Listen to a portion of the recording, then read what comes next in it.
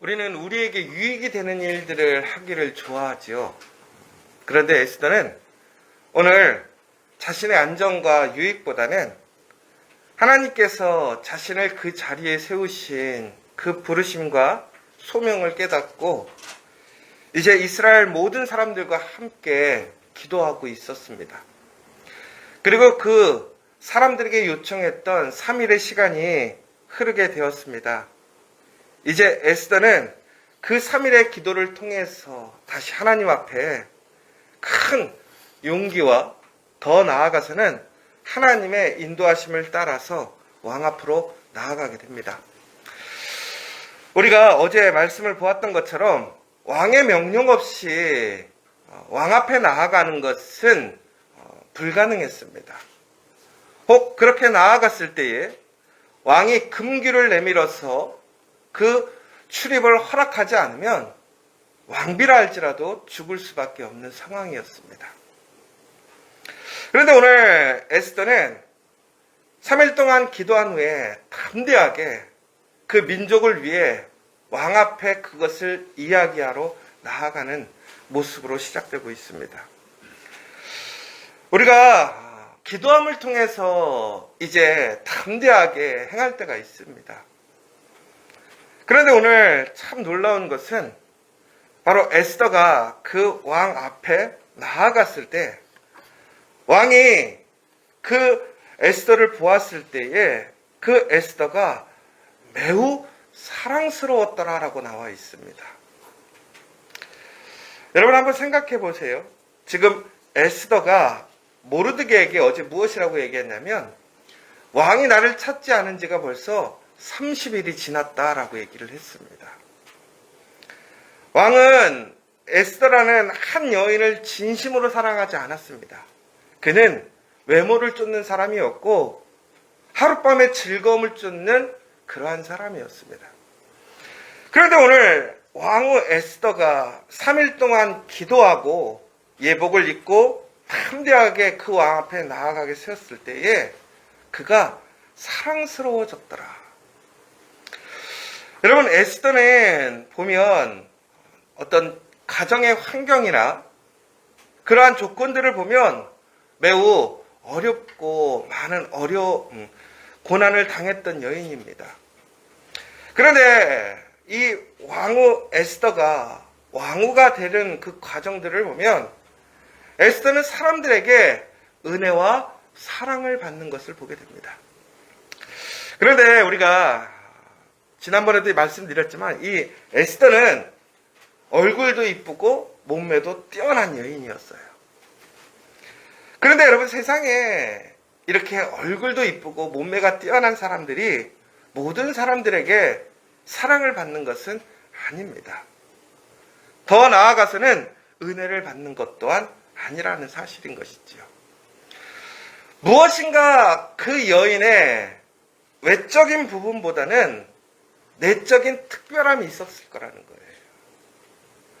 그렇다면 그 에스더의 내적인 진정한 아름다움, 그 사랑받게 되는 그 힘은 무엇이었을까요?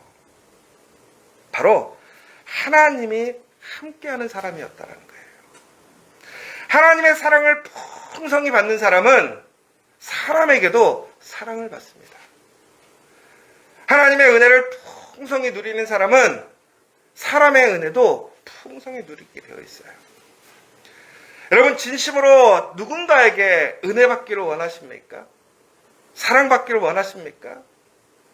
그렇다면 우리는 먼저 하나님의 사랑과 은혜를 알아야 하는 거예요. 그리고 또한 하나님이 주시는 그 사랑과 은혜를 통해서 우리는 진심으로 그 하나님과 친밀해지고 그 사랑의 깊이를 깊게 채워가야 한다는 거예요.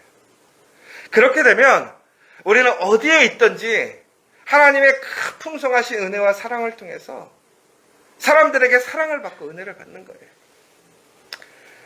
보면요 참 신기한 게 있어요. 뭐냐면 저 사람은 보면 성공할 만한 사람이 아닌데 저 사람은 보면 사람들한테 인기 있을 만한 사람이 아닌데 저 사람은 저렇게 잘 살 만한 사람이 아닌데 그런 사람들이 있어요. 여러분, 오늘 여러분들이 여러분의 삶의 자리에서 지금 여러분의 삶의 모습처럼 살아갈 수 있다는 것, 여러분들이 열심히 살았다라는 의미도 있어요. 그러나 여러분, 우리의 고백은 아주 간단합니다. 하나님 없이는 오늘 이 자리에 있을 수 없었다라는 거예요. 나의 능력도 아니에요. 나의 잘남도 아니고 나의 특징도 아니에요. 내가 뛰어나게 이쁜 것도 아니고 잘생긴 것도 아니고 내 집안이 아주 그냥 어마어마하게 대단한 것도 아니고 내 머리가 아주 너무나 뛰어난 것도 아니고 그럼에도 오늘 우리가 우리의 삶 속에서 나의 자리, 나의 일, 나의 가정, 나의 일터를 내가 지켜갈 수 있고 그곳에서 일할 수 있다라고 하는 것은 바로 오늘 하나님이 나와 함께 하심으로 나에게 그 공급해 주시는 힘으로 살아가고 있다는 사실을 우리는 항상 기억해야 한다는 거예요. 여러분, 다른 사람들이 무엇인가 그 자리에서 살아가는 모습들을 보고 우리는 부러워하거나 시기할 것이 아니에요. 오히려 하나님의 놀라운 능력을 통해서 하나님이 저렇게 만드시는구나. 하나님이 저렇게 사람을 변화시키시는구나. 하나님이 저렇게 복을 주시는구나. 그러면 우리가 해야 할 일은 뭐예요? 그 하나님 앞에 더욱더 우리 또한 그 은혜와 사랑을 소망하는 거예요. 그 믿음으로 소망하고 기도하는 사람들에게는 더욱더 큰 하나님의 은혜와 능력이 충만하게 임할 것을 믿으시기 바랍니다. 오늘 왕후가 그렇게 사랑스러워 보였어요. 그러자 왕은 주저없이 금규를 내밉니다. 금규를 내민다라는 건 뭐냐? 오라는 거예요. 왜? 이뻐 보이니까. 30일 동안 못 만난 거죠. 여러분, 참 그러면서 우리는 그렇게 생각을 해요. 에스더는 운도 좋아. 여러분, 참 보세요. 에스더가 이제 그 왕비를 뽑는 회장내기로 경연대에 참가했을 때 그는 그 경연대를 주관하는 사람의 눈에 들었어요. 은혜를 입었다라고 나와요. 또한 에스더는 왕에게 은혜를 입었어요. 그런데 오늘 왕 앞에 나아가면 죽을 수밖에 없고 어찌 될지 모르는 상황인데도 불구하고 왕은 에스더를 보자마자 금규를 내밀어서 그 에스더를 부르고 그가 왕 앞에 나오는 것을 허락하는 모습을 보게 돼요. 여러분, 잘 되는 사람은 어쩜 이렇게 매일 잘 되지? 라고 생각할 거예요. 그런데 여러분, 에스더가 이렇게 은혜를 입는 그 이유가 뭐냐라는 거예요. 그 자신의 모습으로 능력으로 되는 것이 아니라 바로 그 이면에 하나님이 그와 함께 하심으로 은혜를 입는 사람이 되게 하셨다는 것을 우리는 봐야 한다는 거예요. 결코 운이 아니에요. 그런데 세상 사람들은 이것을 운이라고 생각하죠. 여러분, 운은 한계가 있어요. 운은 우연히 오는 거예요. 그러나 하나님의 은혜와 사랑은 필연이라는 거예요. 여러분, 그러므로 하나님과 동행함으로 그 하나님의 은혜를 소망하시기 바랍니다.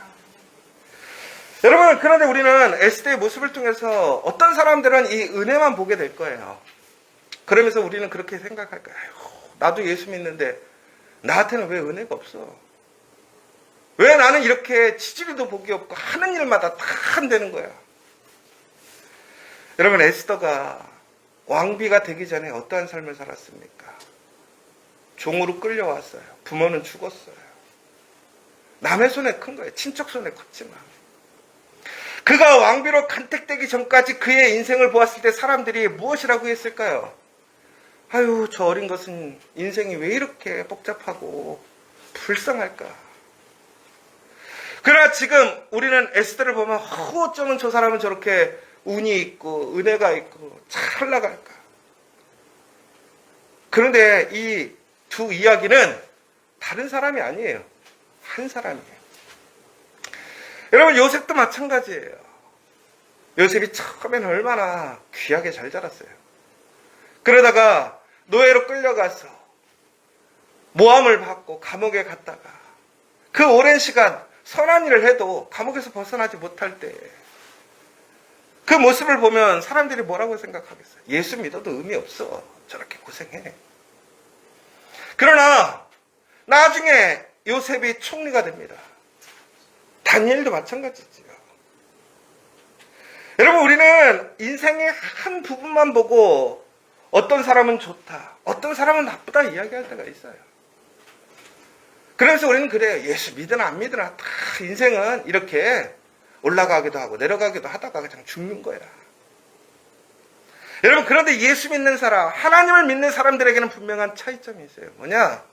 그 끝이 선하다라는 거예요. 그 끝이 좋다라는 거예요. 그 끝이 영원한 생명으로 나가는 구원을 얻는다라는 거예요. 여러분, 예수 믿는 사람은 승리함을 믿으시기 바랍니다. 그러면 우리는 전체적인 하나님의 계획을 봐야 돼요. 우리의 모든 일들 가운데 그 이면에 계시는 하나님을 우리는 바라보고 하나님을 소망하며 믿으며 나아가야 한다는 사실입니다. 오늘 에스더는 왕 앞에 나아가게 되자 왕이 너무 좋은 나머지 소원을 얘기해 보라고 그래요. 나라의 절반이라도 주겠다고 얘기해요. 여러분, 근데 이 장면 어디서 많이 본 거 아니에요? 헤롯이, 그렇죠? 여러분, 왕이 너무나 기쁜 나머지 나라의 절반이라도 주겠다라고 얘기를 해요. 그런데 이때 에스더는 바로 얘기하지 않습니다. 아니면 여러분, 이때 에스더의 마음이 흔들렸을 수도 있어요. 유다보다는 그래, 나라의 반이라도 얻었으면 좋겠다. 여러분 같으면 어떻게 하시겠어요?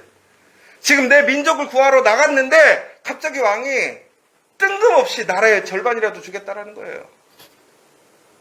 유다 민족을 포기하면 여러분, 그 나라의 제국의 절반의 여왕이 되는 거예요. 왕비가 아니라 여왕.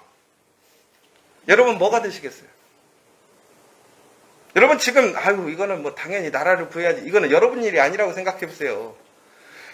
여러분, 지금 누군가에게 부탁하고 그 사람을 좀 도와주러 갔는데 갑자기 그 사람이 요즘 시가로 50억짜리 아파트 하나 줄게 이렇게 하면 여러분 마음에 안 흔들리시겠어요? 엄청 흔들리죠.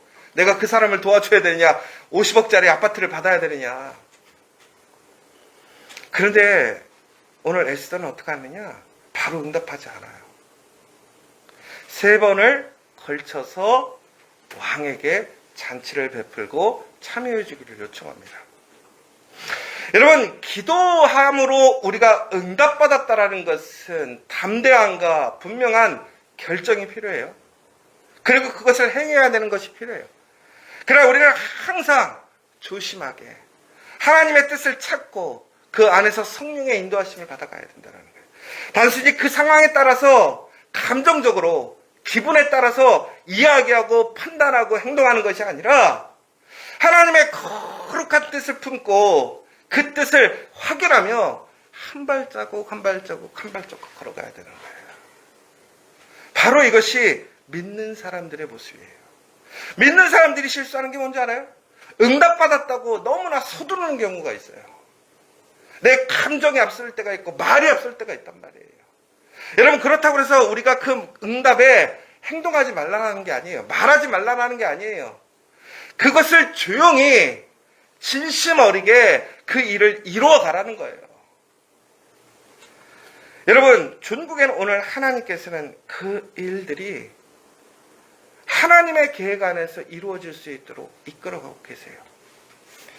여러분, 우리가 이 일들을 차근차근 진행한다고 해서 그것들이 안 이루어질 거라고 생각하지 마세요.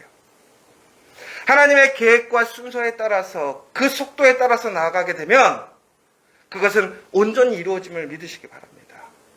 빠른 것이 중요한 게 아니에요. 바른 것이 중요해요.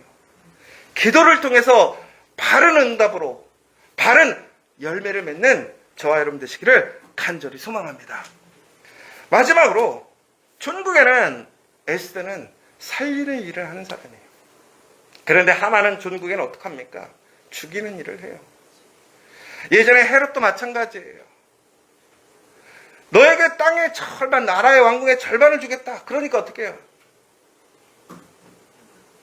세례 요한의 목을 달라고 합니다. 우리가 진심으로 구해야 할 것은 죽이는 열매가 아니라 살리는 열매예요. 그 살리는 열매를 향해 나아가는 사람들에게는 하나님의 풍성한 계획과 은혜가 있음을 기억하십시오. 사랑하는 여러분, 오늘 하만은 보면요, 만족하지 못하는 모습을 보게 돼요. 세상에 다 가졌는데 불평불만하는 사람 때문에 만족하지 못하는 모습을 보게 돼요. 여러분, 그러나 우리는 하나님 한 분이면 모든 것이 해결되고 기쁘고 만족할 수 있음을 기억하십시오. 오늘 이 시간 다시 한번 에스더를 통해서 하나님이 이루시는 그 은혜와 사랑이 우리의 삶 속에서 풍성하게 이루어지기를 기도하시고, 또한 그 기도의 응답 안에 우리는 확신을 가지고 서두르거나 말이 앞서는 것이 아니라 그 믿음 가운데 한 발자국 한 발자국 담대히 나아가시는 여러분 되시기를 간절히 기도하십시오. 하나님이 동행하시면 분명히 이루어집니다.